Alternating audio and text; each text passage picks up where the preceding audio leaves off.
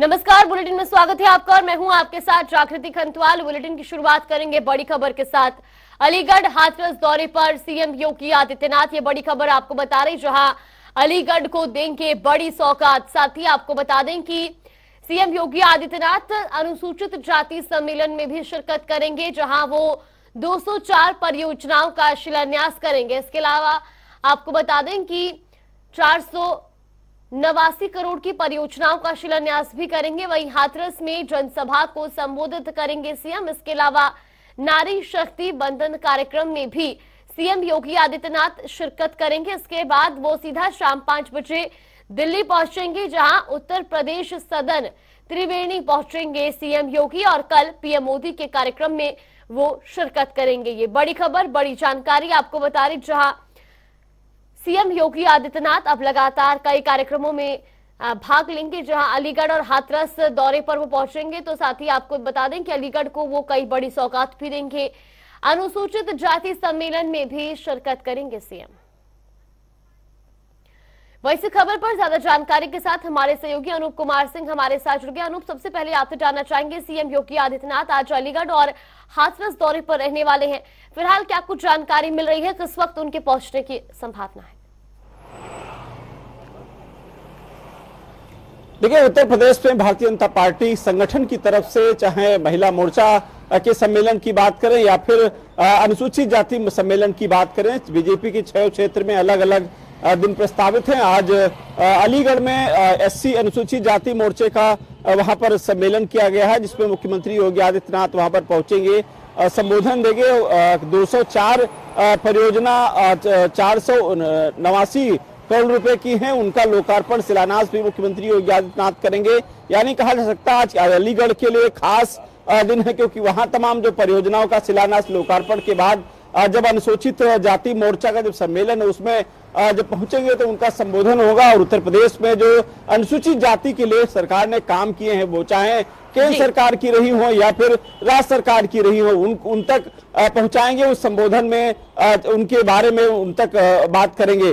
दूसरा, हाथरस में उनका एक कार्यक्रम है जहां पर नारी बंधन शक्ति कार्यक्रम है। उत्तर प्रदेश में सभी 6 क्षेत्रों में जो महिला सम्मेलन, यानी आधी आबादी अलग अलग क्षेत्रों में सम्मेलन कर रही, जिसमें खासकर प्रधानमंत्री नरेंद्र मोदी ने जो 33% का आरक्षण दिया है, उसके साथ साथ महिलाओं से जुड़े जितने भी योजना परियोजनाएं हैं, उनको लेकर भारतीय जनता पार्टी की महिलाएं जन जन तक पहुंच रही हैं और इस सम्मेलन के माध्यम से भारतीय जनता पार्टी की जमीन तैयार कर रही हैं और मजबूत कर रही हैं। तो 2 कार्यक्रम ये उत्तर प्रदेश में है और उसके बाद करीब 5 बजे के आसपास मुख्यमंत्री योगी आदित्यनाथ दिल्ली के लिए रवाना हो जाएंगे, वहां त्रिवेणी वहां रुकेंगे। उसके बाद कल प्रधानमंत्री नरेंद्र मोदी का कार्यक्रम है, वहां उसमें शामिल होंगे। तो कुल मिलाकर 2 दिन का कार्यक्रम मुख्यमंत्री का है। आज उत्तर प्रदेश के 2 जिलों में संबोधन देंगे, तमाम परियोजनाओं का शिलान्यास लोकार्पण करेंगे और उसके बाद दिल्ली के लिए रवाना हो जाएंगे।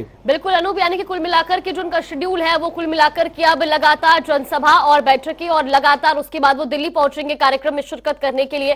फिलहाल आपका बहुत बहुत धन्यवाद हमारे साथ जुड़ने के लिए और तमाम जानकारी हम तक पहुंचाने के लिए। ये बड़ी खबर आपको बता रही, जहां सीएम योगी आदित्यनाथ अलीगढ़ और हाथरस दौरे पर रहेंगे। इस दौरान वो कई बड़ी परियोजनाओं की सौगात देंगे और साथ ही साथ आपको बता दें कि अनुसूचित जाति सम्मेलन और नारी शक्ति बंधन कार्यक्रम में भी सीएम योगी आदित्यनाथ शिरकत करेंगे।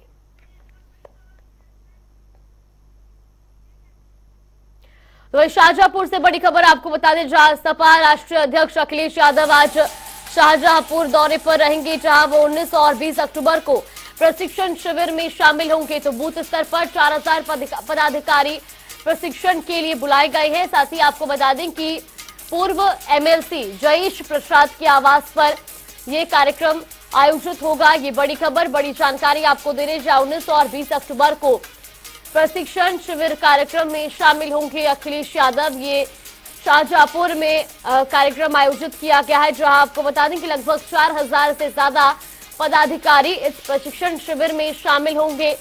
तो वहीं अखिलेश यादव भी इस दौरान कार्यक्रम में शिरकत करेंगे। जयेश प्रसाद के आवास पर यह कार्यक्रम आयोजित किया गया है।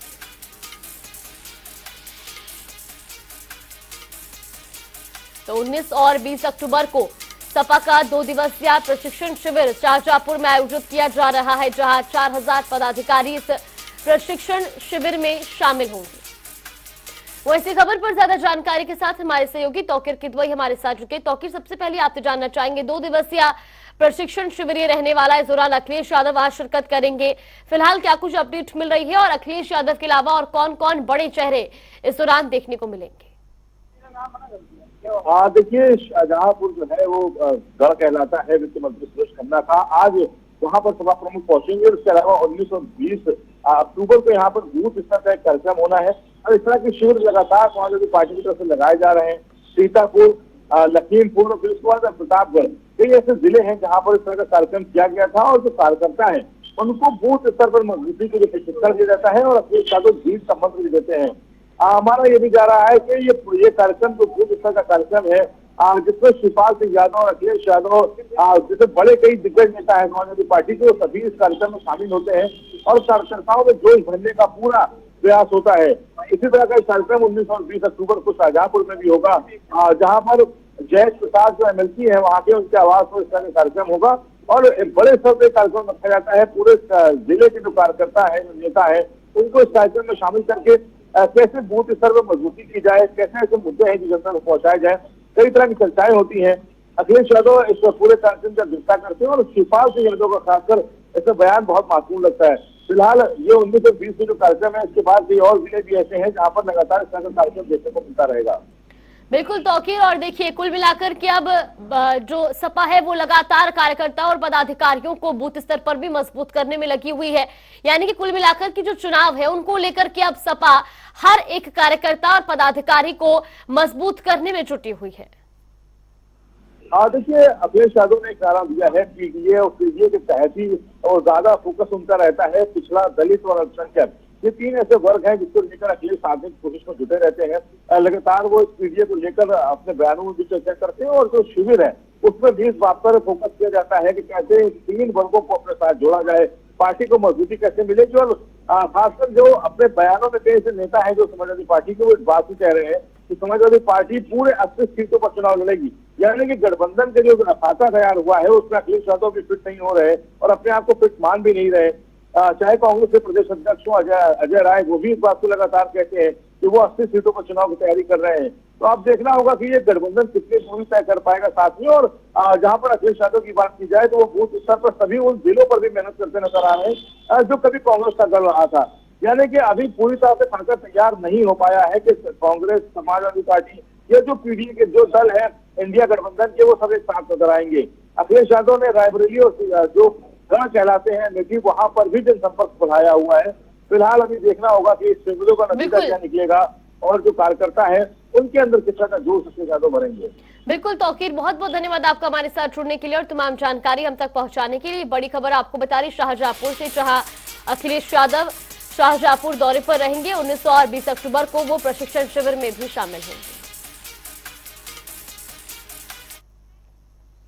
तो वही विधानसभा चुनाव में उतरेंगी मायावती, 4 राज्यों में मायावती करेंगी जनसभाएं, ये बड़ी खबर आपको बता रही। जहां विधानसभा चुनाव के मद्देनजर अब मायावती भी एक्टिव मोड में नजर आएंगी। आपको बता दें कि 4 राज्यों में होने वाले विधानसभा चुनाव में मायावती जनसभाएं करेंगी, जहां मध्य प्रदेश और राजस्थान में वो 8 जनसभाओं को संबोधित करेंगे। साथ ही छत्तीसगढ़ और तेलंगाना में भी 2 जनसभाएं बसपा की ओर से आयोजित की जाएंगी, जहां मायावती जनसभा को संबोधित करने पहुंचेंगी। ये बड़ी खबर, बड़ी जानकारी।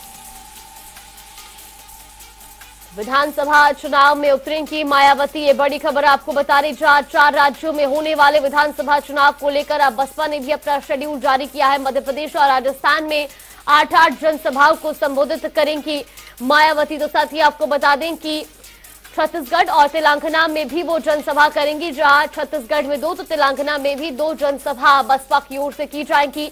मध्य प्रदेश और राजस्थान में 8 जनसभाएं होनी है। कुल मिलाकर के अब बसपा भी आगामी विधानसभा चुनाव को लेकर के कमर कसती हुई नजर आ रही है। और लखनऊ से बड़ी खबर, कांग्रेस प्रदेश पदाधिकारियों की आज अहम बैठक। प्रदेश कांग्रेस मुख्यालय नेहरू भवन में ये बैठक आयोजित की जाएगी, जहां आपको बता दें कि अजय राय की अध्यक्षता में प्रदेश कांग्रेस मुख्यालय में ये महत्वपूर्ण बैठक होनी है। लोकसभा चुनाव को लेकर अजय राय यहां पर पदाधिकारियों और कार्यकर्ताओं को मंत्र देते नजर आएंगे। लखनऊ से बड़ी खबर आपको बता रही, जहां कांग्रेस प्रदेश पदाधिकारियों की आज महत्वपूर्ण बैठक आयोजित की गई है। कांग्रेस मुख्यालय नेहरू भवन में ये बैठक होनी है।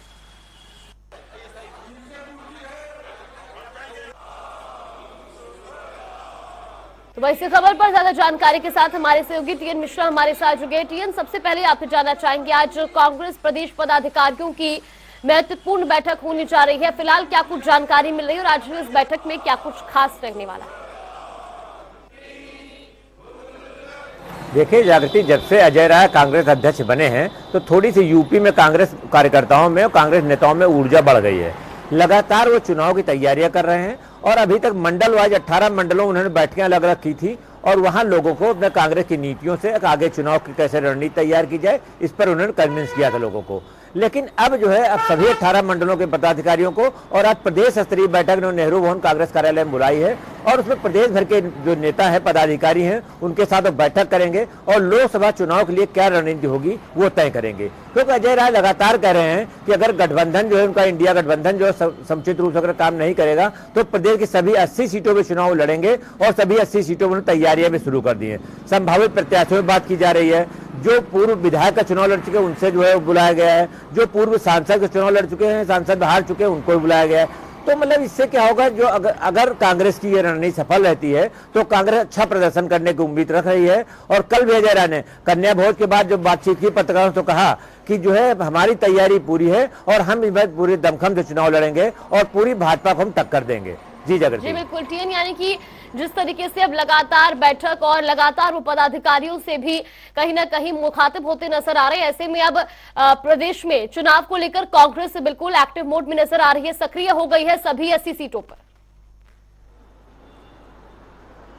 हाँ एकदम सही करेंगे, कांग्रेस लगातार एक्टिव मोड में है और लगातार वो सब जगह पर अपना जा भी रहे हैं, प्रचार प्रसार भी इतना नहीं किया है लेकिन वो जाकर लोगों से मिल रहे हैं। उन्होंने पुराने नेताओं को जोड़ा है कि जो नेता जो है कांग्रेस से नाराज होकर चले गए थे उनको भी जोड़ा, अब लोगों से नए कार्यकर्ताओं को भी जोड़ रहे हैं, युवा वाहिनी भी अपनी जो जोड़ रहे हैं, सेवा दल के लोगों को जोड़ करके उन्होंने कहा सब लोग लें और अपने क्षेत्र में लगें और लोगों को कांग्रेस की नीतियों से अवगत करें। किस तरह जो है वो लगातार अभी से कह रहे हैं कि अगर कांग्रेस आई सत्ता में तो जो है पुरानी पेंशन हम देंगे। एक बहुत बड़ा मुद्दा है पुरानी पेंशन का यूपी पूरे देश में, तो जहां जहां कांग्रेस सरकार वहां पुरानी पेंशन लोगों को मिलने लगी है। तो अभी से कह रहे हैं कि अगर हमारी सरकार आएगी तो हम पुरानी पेंशन देंगे, किसान हितों में काम करेंगे और छात्रों को और बेरोजगारों के लिए भी काम करेंगे। तो उनका एकदम मानना सही है और अजय राय के एकदम थ्योरी सही है, पूरे रूप से उसी थीम पे चल रहे हैं और आज की बैठक में माना जा रहा है कि इन्हीं सब मुद्दों पर लोगों से रूबरू होंगे। बिल्कुल, बहुत बहुत धन्यवाद टीएन आपका हमारे साथ जुड़ने के लिए और तमाम जानकारी हम तक पहुंचाने के लिए। रामपुर से बड़ी खबर आपको बता दें, जहां आजम खान को दूसरी जेल भेजने की तैयारी तेज कर दी गई है। 2 जन्म प्रमाण पत्र मामले में ये गिरफ्तारी हुई थी। वहीं आपको बता दें कि रामपुर से दूसरी जेल में आजम खान को अब शिफ्ट किया जाएगा, तो शासन से निर्देश आने पर दूसरी जेल में भेजा जाएगा। वहीं आपको बता दें कि अभी तक शासन से कोई भी आदेश नहीं आया है। अब कुल मिलाकर के शासन की तरफ से निर्देश का इंतजार है, क्योंकि अब आजम खान को दूसरी जेल में शिफ्ट किया जाएगा, जिसके बाद आपको बता दें कि उनकी पूरे परिवार जो कि जेल में इस वक्त बंद है उनको भी दूसरी जेल में शिफ्ट किया जाना है। रामपुर से दूसरी जेल में आजम खान को अब शिफ्ट किया जाएगा। ये बड़ी खबर, बड़ी जानकारी। तो आपको बता दें कि 2 जन्म प्रमाण पत्र मामले में आजम खान की गिरफ्तारी हुई थी, जिसके बाद अब उनको रामपुर से दूसरी जेल में शिफ्ट किया जाना है। हालांकि शासन की ओर से अभी इसको लेकर के कोई भी निर्देश नहीं आए हैं, जिसके बाद ही ये कार्रवाई अमल में लाई जाएगी। फिलहाल जानकारी के मुताबिक आजम खान और उनके पूरे परिवार को रामपुर जेल से दूसरे जेल में शिफ्ट किया जाएगा। तो वही हमारे सहयोगी तौकीर की वही हमारे साथ जुड़े। तौकीर, जिस तरीके से अब जानकारी सामने आ रही है कि आजम खान को अब रामपुर से दूसरी जेल में शिफ्ट किया जाना है, फिलहाल क्या कुछ जानकारी मिल रही है और कब तक उनको दूसरी जेल में शिफ्ट किया जा सकता है? देखिए, फिलहाल अभी इस तरह की अर्जी नहीं दी गई है, लेकिन ये माना जा रहा है कि आजम खान को रामपुर से हटाया जा सकता है, किसी आसपास के दूसरे जिलों में उनको शिफ्ट किया जा सकता है, क्योंकि इसके पहले जब उन पर सजा हुई थी तो उनको रामपुर के बजाय सीतापुर की जेल में रखा गया था और 2.5 साल वो जेल में रहे थे। इस बार भी माना जा रहा है कि उनकी जेल शिफ्ट की जाएगी और किसी दूसरे जिले में उनको रखा जाएगा। लेकिन सबसे बड़ी बात यह भी है कि अभी लोअर कोर्ट ने ये फैसला दिया है, जो आजम खान के वकील हैं, जब उनका कहना है कि वो जल्द ही हाईकोर्ट जाएंगे इस पूरे मामले को लेकर और वहां पर उनकी बेल की अर्जी डालेंगे। सबसे बड़ी बात यह भी है कि जो दोहरे जन्म प्रमाण पत्र का मामला था जिस पर सजा हुई है 7 साल के आजम खान, उनकी पत्नी तंजीम फातिमा और बेटे अब्दुल्ला को, इस पूरे प्रकरण में आजम खान और उनकी पत्नी को फिलहाल दोषी न बनाया जाए, क्योंकि आजम खान के बेटे अब्दुल्ला की जो विधानसभा जब वो चुनाव लड़ने जा रहे थे उस समय ये जन्म प्रमाण पत्र लगाए गए थे चुनाव आयोग में और उसको लेकर ही जो मौजूदा भाजपा के विधायक हैं आकाश सक्सेना, इन्होंने 2019 में एक मुकदमा लिखाया था। इस पूरे प्रकरण को लेकर जो वकील है उनका कहना है कि आजम खान और उनकी पत्नी ने इस तरह का कोई भी जो शपथ पत्र था वो नहीं दिया था, जबकि सिर्फ उनके बेटे ने दिया था और उनके बेटे ही मैदान में थे, वो प्रत्याशी के तौर पर वहां से 4 सीट से चुनाव लड़ रहे थे। तो पूरी कार्रवाई उन पर होनी चाहिए और दोषी भी अगर है तो उनके बेटे तक को सीमित रखना चाहिए था, ये उनके वकीलों का कहना है फिलहाल। लेकिन माना जा रहा है कि इस पूरे मामले को लेकर हाईकोर्ट का रुख करेंगे आजम खान के वकील और इस मामले में राहत की गुंजाइश अगर बनेगी तो जाहिर तौर पर उसके बाद क्योंकि लोकसभा का चुनाव भी नजदीक है और आजम का जो रामपुर है वो आजम खान का गढ़ कहलाता है। ऐसे में क्या गढ़ में जो सेंधमारी हो चुकी है भारतीय जनता पार्टी की राजनीतिक गलियारों में, इस बात की भी चर्चा है कि अब आजम खान का रामपुर से नाता टूट चुका है, क्योंकि अब वो वहां पर प्रत्याशी तो छोड़ दीजिए, वहां के वोटर भी नहीं रहे, उनके वोटर लिस्ट से नाम भी काट दिया गया है। फिलहाल इस परिवार के ऊपर इस समय दोहरे संकट के बादल हैं, एक तरफ जो कोर्ट की जो फैसले आ रहे हैं और इसके अलावा दूसरी तरफ राजनीतिक जो जहां पर समीकरण बैठ रहे थे, लोकसभा का चुनाव आ रहा था, ऐसे में चुनाव लड़ने की भी चुनाव भी नहीं लड़ पाएंगे, क्योंकि लोकसभा में सजा का ऐलान होने के बाद ये प्रत्याशी भी नहीं बन सकेंगे। तो फिलहाल इस समय आजम खान के ऊपर जो संकट के बादल मंडरा रहे हैं, ये अभी आसपास अभी हटने का नाम भी नहीं लेने वाले हैं, क्योंकि एक लंबा प्रोसीजर है। अगर हाईकोर्ट से राहत मिलती भी है तो भी आजम खान चुनाव अभी नहीं लड़ सकेंगे, क्योंकि सजा का ऐलान हो चुका है इनके ऊपर। तो जाहिर तौर पर आजम खान की जो मुश्किलें हैं वो बढ़ती हुई नजर आ रही है। फिलहाल आपका बहुत बहुत धन्यवाद हमारे साथ जुड़ने के लिए और तमाम जानकारी हम तक पहुंचाने के लिए। रुक करेंगे 4 मिनट में 18 मंडल की खबरों का। मिर्जापुर में पुलिस की पशु तस्करों से मुठभेड़, एक को गोली लगी, दूसरा फरार, 8 पशु सहित एक देशी तमंचा और एक पिकअप वाहन बरामद। फिरोजाबाद में कक्षा 10 की छात्रा बनी 1 दिन की थाना प्रभारी, थाने का निरीक्षण कर सुनी फरियादियों की समस्याएं, साथ ही सड़कों पर निकलकर यातायात नियमों को लेकर लोगों को किया जागरूक। हमीरपुर में दबंग कोटेदार ने नौकर के साथ की मारपीट, नौकर ने लगाई फांसी, पुलिस ने पोस्टमार्टम के लिए भेजा शव। सहारनपुर में मामूली विवाद को लेकर 2 पक्षों में खूनी संघर्ष, एक व्यक्ति गंभीर रूप से घायल, अस्पताल में कराया गया भर्ती। अल्पसंख्यक कांग्रेस प्रदेशाध्यक्ष शहनवाज आलम ने बीजेपी पर साधा निशाना, कहा बीजेपी ने दलितों के साथ की ठगी, 2014 के बाद से दलितों पर हो रहे हमले। कन्नौज में पैदल गश्त पर निकले कानपुर आईजी, शहर की गलियों में घूमकर लिया सुरक्षा व्यवस्था का जायजा, लोगों से मुलाकात कर दिया सुरक्षा का भरोसा। बलिया बदमाशों ने युवक पर किया जानलेवा हमला, गंभीर रूप से घायल हुआ युवक, अस्पताल में कराया गया भर्ती।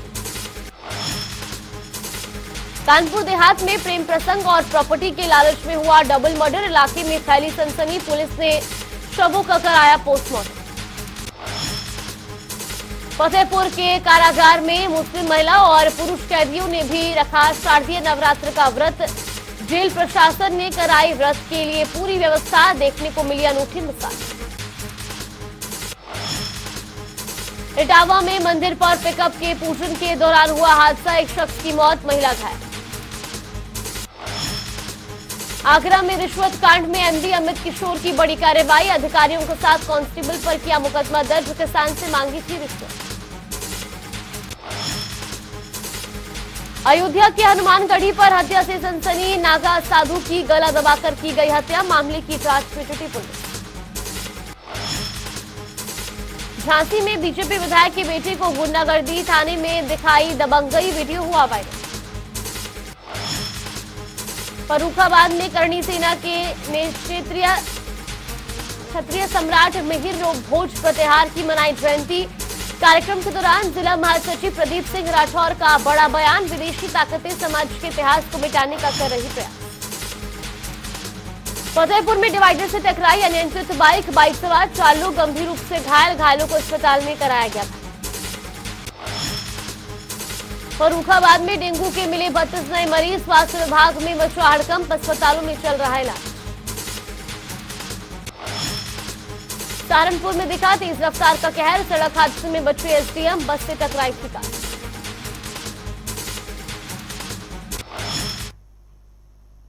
चलिए बुलेटिन में फिलहाल के लिए बस इतना ही। आप रुकते हैं छोटे से ब्रेक के लिए।